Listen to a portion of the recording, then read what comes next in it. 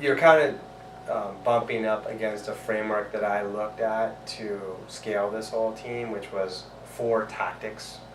Number 1 is finding the same successful salesperson every time, which I think we talked a little bit about with the Stats Accelerator. Number 2 is training them in the same way so that by the time they hit the phones, they have sort of the same consistent set of skill sets and best practices. Number 3 was providing them with the same quality and quantity of leads, demand generation every month.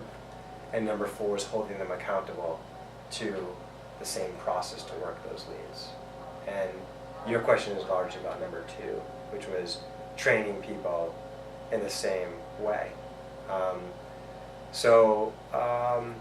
It's funny, when I took this role, one of the first things I did in the first year was I had cups of coffees with like 30 different VPs of sales. So I learned about what they were doing and what they weren't. And again, it struck me that a lot of these folks had kind of grown up in sales and weren't as strategic or in setting up sort of predictable processes. And training was a really good example of that. Like a lot of them, when I asked, how do you train your salespeople, what's it look like? Oftentimes it looked like a day or 2 of generic company training around like HR policies, the product, maybe a little bit about some sales collateral, and then really a month or 2 of riding with one of the top salespeople and just kind of watching them. And that didn't sit well with me in terms of predictability. And after time evolved, it was very clear why that didn't sit well with me. Because as I look at the best salespeople we've had, oftentimes they're like really, really good at 1 or 2 areas and kind of mediocre in everything else. You know what I mean? Like I can remember one of the people we had, she was really good at rapport building. Like literally she was best friends with all of her sales prospects, yet not afraid to burn a bridge or ask for the tough question or anything like that. Her hour demo was 40 minutes of talking about kids and church and sports and and then 20 minutes on the product and everybody bought. They loved her, right? Certainly did not have the most activity in the company. Certainly wasn't the best consultative seller or anything like that. And then another person who was an activity hound. He did 50% more calls than anyone else. He just had this crazy, he'd have 25 tabs open on Salesforce.com at all times. He had this ridiculous process. He'd work longer hours, he would just crush the phones.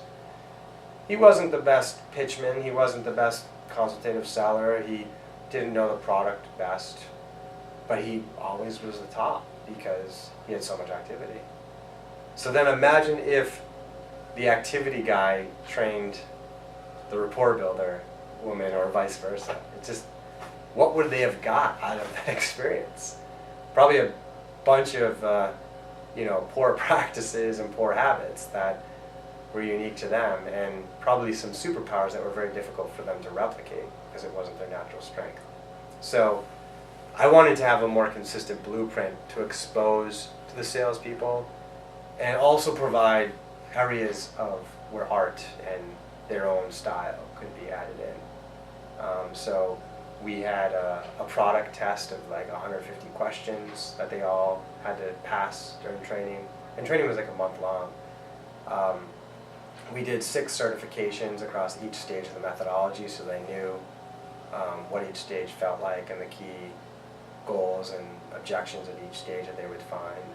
And then most importantly, we got each one of them to build their own website and blog on the HubSpot software. All of them did inbound marketing. All of them ranked in Google for a few dozen words for a business that they came up with. They all wrote a handful of blog articles. They all set up social media accounts for that business and got 100 plus followers. They all created landing pages and call to actions to convert those people into leads. They all set up nurturing campaigns and email marketing campaigns, and analyzed it with the analytics, all in the HubSpot, all in one product.